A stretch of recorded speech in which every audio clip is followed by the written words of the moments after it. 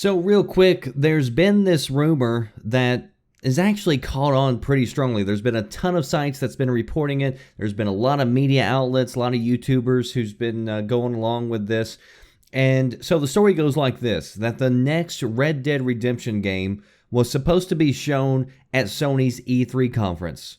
But at the last minute, due to the Orlando shooting, either Sony or Rockstar decided to pull it because there was shooting involved in the game.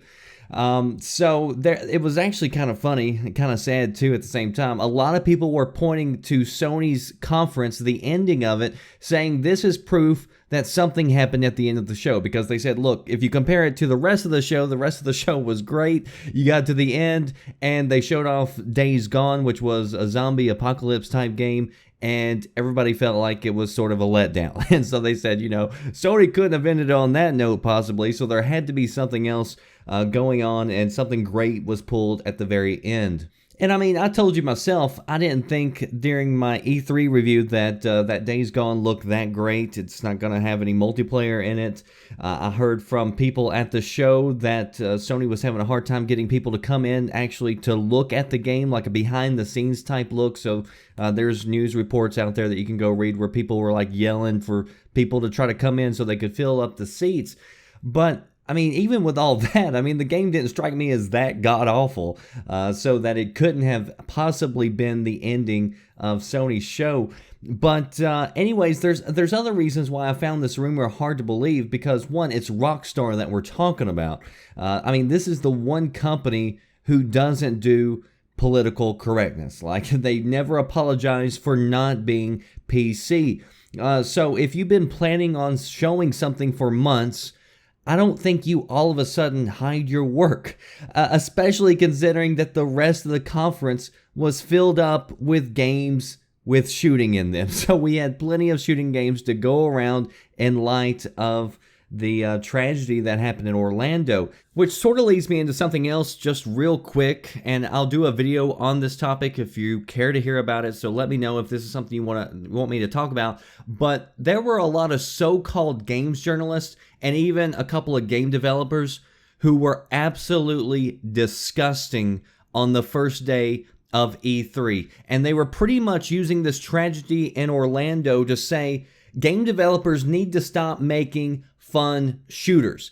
And so you're basically drawing a line as a game journalist between real-world violence and game violence, even though there's plenty of scientific studies that show that there's no correlation whatsoever. So it was complete bullshit, really pissed me off.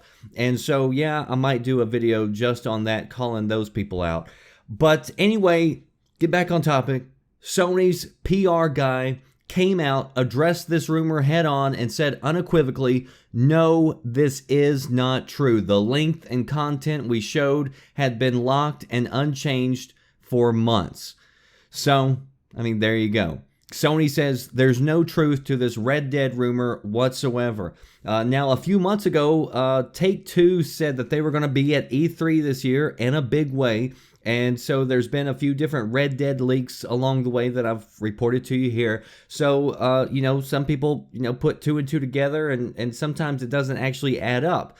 So a lot of people thought that maybe that meant that Red Dead was going to be at E3. But, I mean, Take-Two was still at E3 in a big way. Of course, with the new Mafia game and others, which I'm personally excited for the new Mafia game. I think it looks really good.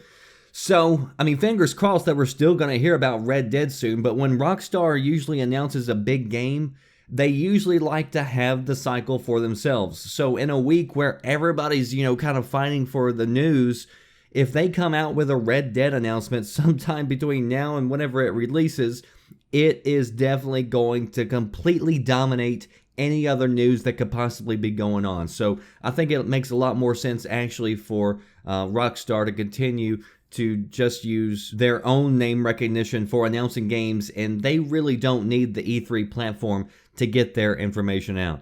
If you want to read more about this, links down in the description box. That does it for me, The Red Dragon. I'll see you next time. Thanks for watching.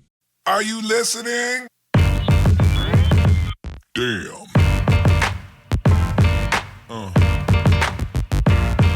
Yeah.